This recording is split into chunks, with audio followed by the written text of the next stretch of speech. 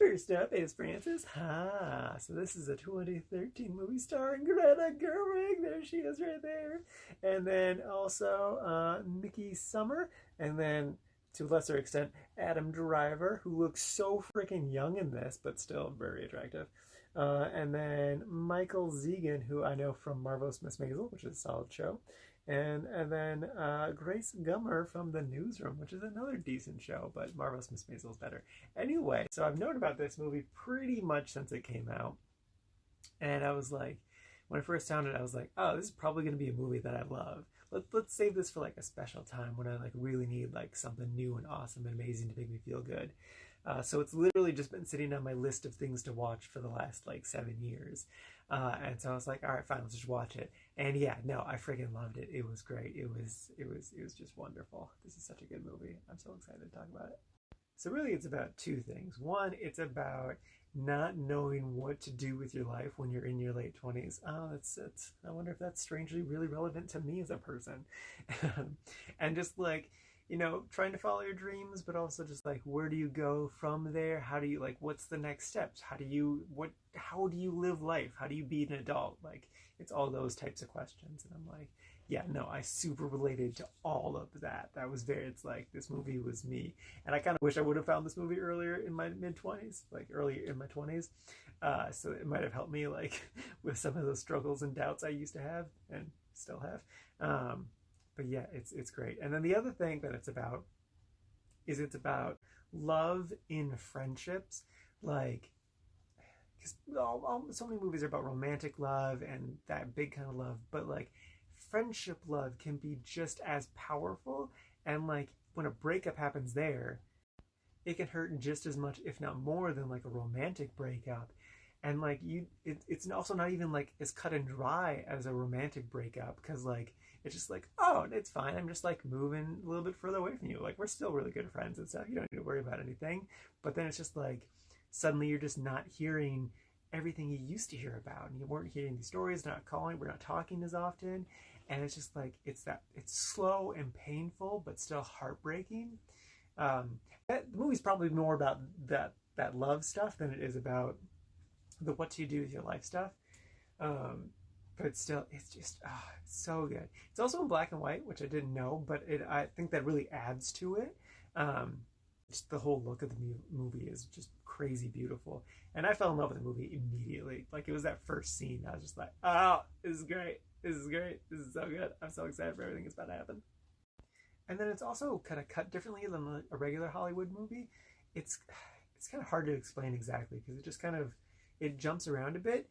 But I want to describe it. It's like you're thinking about memories or like a certain time in your life, and so like the movie will linger on those more bigger important things and kind of really stay in the moment. And then as soon as the moment's done, it kind of switches to like more quick cuts of things. Like, an example from the movie is like visiting your parents. Once you visit your parents, like it's a bunch of like fast cuts. Like we see it, we get the feel of what was happening, and kind of the emotional memory of everything. But like we don't need to linger on mom and dad, because mom and dad aren't really what this movie's about. It's about everything else, and we linger in those really emotionally important moments, even if not that much exciting stuff is happening at the time. It's more, again, I keep saying emotion. It's about the emotion of everything. And yeah, it's great. I highly recommend it. You should totally watch it. I don't know if you'll connect to it as much as I did, but it's great. Now on to Princess Mononoke. So this is another Studio Ghibli movie, so it's Japanese, and this one came out in 1997. I don't know when it came out in the US, either 97 or 99. The internet is kind of confusing. But yeah, the basic premise is there's this boy, not Princess Mononoke, who leaves his village. He's, I think, in his 20s. He's kind of like the town warrior thing. But anyway, he has to leave his town, and he stumbles across this village that makes a bunch of iron stuff, and the forest creature is next door, and they're having like a feud war thing going on, and he's just like throws himself kind of right into the middle of the conflict.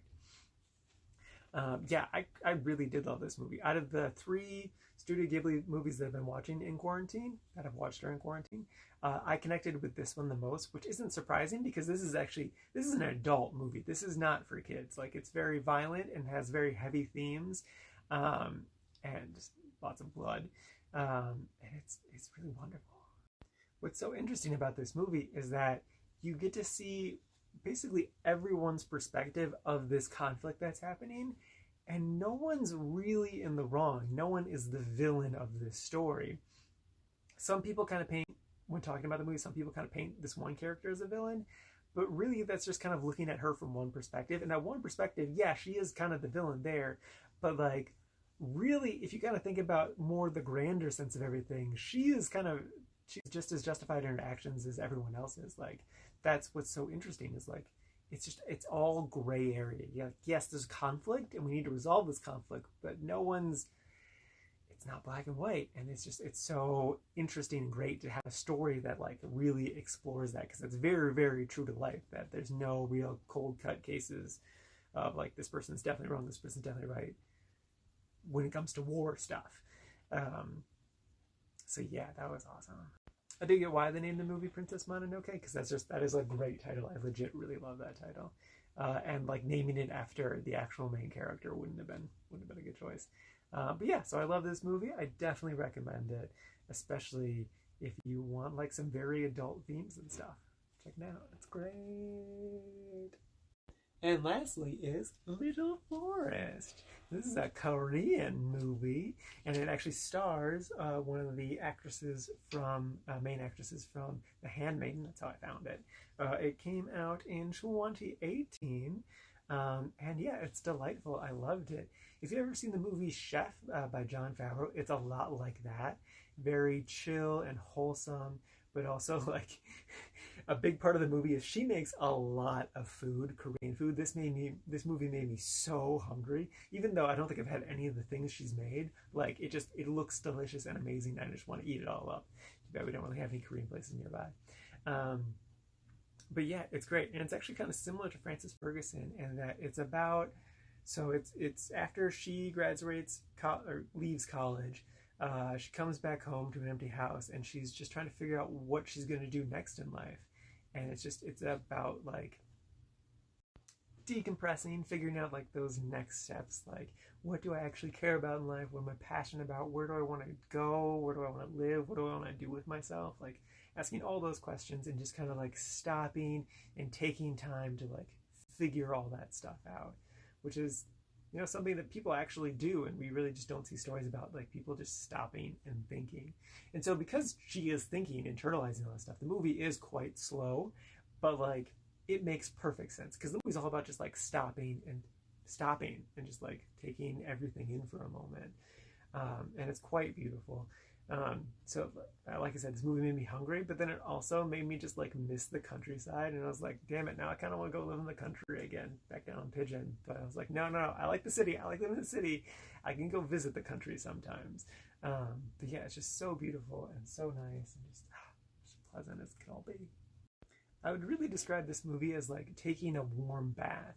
You just like kind of melt into it and relax, and you just kind of like let all the warmth kind of hug you and just like be like, okay, yeah, this is nice. It's nice.